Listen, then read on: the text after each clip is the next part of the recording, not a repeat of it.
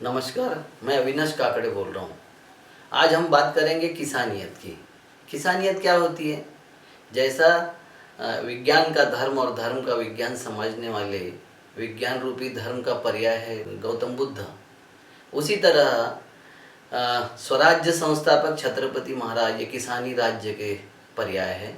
उसी तरह ज्योतिराव फुले और सावित्री माई ये शिक्षा और समाज सुधार के पर्याय है। जैसे महात्मा गांधी अहिंसा आंदोलन के पर्याय है, उसी तरह बाबा साहब आम्बेडकर शोषित और पीड़ितों के उत्थान के पर्याय है। उसी तरह इंसानियत का पर्याय किसानियत है। दोनों एक ही शब्द है। जो किसानियत होगी उसमें इंसानियत होगी, जिसमें इंसानियत है उसमें किसानियत होगी। किसानियत क्या सिखाती है हमको? किसानियत ये सिखाती है कि कोई भूखा न रहे। जितना भी उत्पादन हमारा हुआ है वो सब बांट के खाए हम लोग। सबके मुंह में पड़ना चाहिए। जो भी अन्न है, जो भी खाना है, वो सबके मुंह में आना चाहिए। सबको ये लगना चाहिए कि ये हमारा है।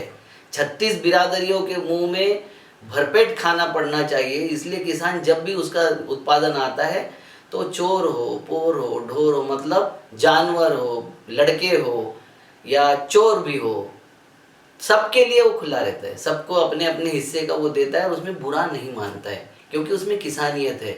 सबका पालन करने की जो मानसिक भावना है उसको कहते हैं किसानियत।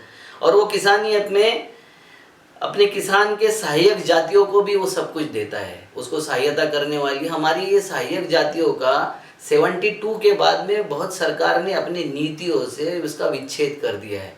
सारे एक संग रहते थे, मगर जैसे ही अनाज के दाम कृत्रिम रीति से गिराने शुरू कर दिए, कंट्रोल का और रेशन का हो गया मामला शुरू, उस वक्त हमारी जो सहायक जातियाँ थी, किसान की सहायक जातियाँ जिनको किसान ही बोला जाता था, वो सारे के सारे टूटने लग गए, बिखरने लग गए, क्योंकि ये षड्यंत्र था।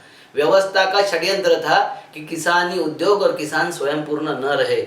इसलिए उन्होंने क्या किया कि ये ऐसी नीतियाँ अपनाई, उससे सारे अलग अलग बट गए। और उसका परिणाम है कोरोना में हम देख रहे हैं कि अपने खेतों से बिछड़ने का सजा पा रहे हम, रेशन के लाइनों में धक्के खा रहे हम सारे लोग अभी रेशन के लाइन में धक्के खा रहे, विष युक्त अन्न खा रहे, और उससे हमारी इम्यून सिस्टम खराब हो गई। गांव के तरफ भागना पड़ा, क्योंकि गांव में अन्न की, वस्त्र की और निवास की व्यवस्था के लिए बहुत प्रयास नहीं करना पड़ता, वो बहुत आसानी से मिल जाता है। शहर में तो संघर्ष उसी से शुरुआत होता है, वहीं से शुरू होता है। छत्रपति शिवाजी महाराज ने जो कृषि नीति अपनाई थी, वो कृषि नीति में लागत के मूल्य पर 40% उन्होंने टैक्स लिया था। और जब उनका नुकसान हो जाता था, किसानों का फसल का नुकसान होता था, तो वो लागत मूल्य के 60% किसानों को दे दिया जाता था।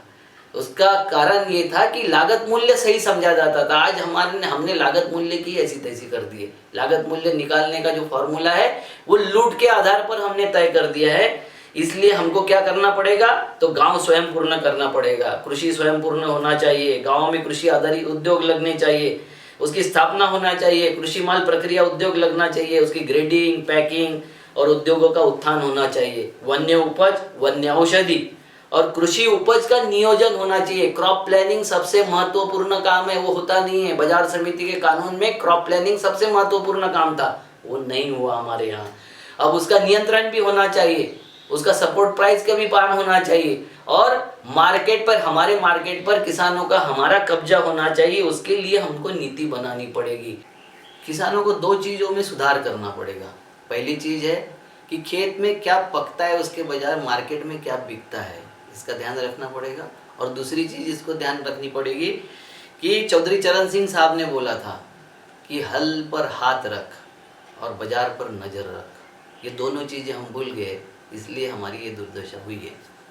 और ये नीति बनाने के लिए हम किसानियत के लोग, हम किसान पुत्र, हम किसानी को मानने वाले और सम्मान देने वाले लोग इकट्ठा आके जो शहरों में आंदोलन चलाएंगे, उस आंदोलन का नाम होगा किसानियत आंदोलन, मतलब इंसानियत का आंदोलन। नमस्कार।